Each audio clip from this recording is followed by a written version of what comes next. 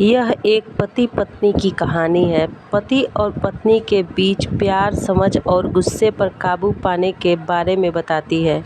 एक दिन की बात है, सुबह-सुबह पति और पत्नी दोनों बहुत खुश थे और आपस में बात कर रहे थे। अचानक दोनों में किसी बात को लेकर बहस हो गई और दोनों ने गुस्से में एक दूसरे को बहुत कुछ कह दिया।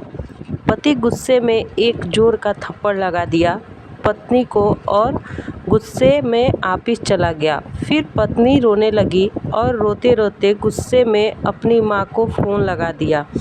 पत्नी ने अपनी माँ से कहा, मुझे बुला लो माँ अपने पास, मुझे यहाँ नहीं रहना, मेरा दम घुटता है यहाँ। तब माँ ने कहा, देखो बेटी, हर रिश्ते में उतार चढ़ाव आते हैं और भागने के बजाय समझदारी से घर संभालना चाहिए।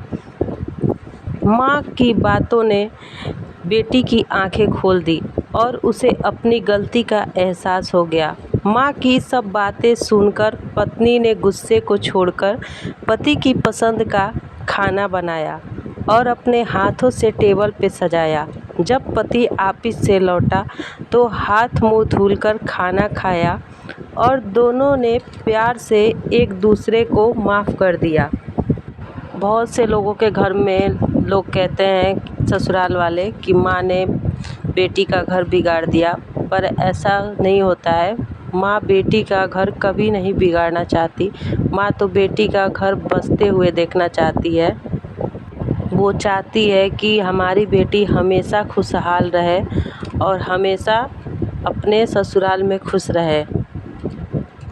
कोई भी दुख होता है तो बेटी अपने माँ से ही कहती है, अपने ससुराल वालों से नहीं। ये सबको समझना चाहिए।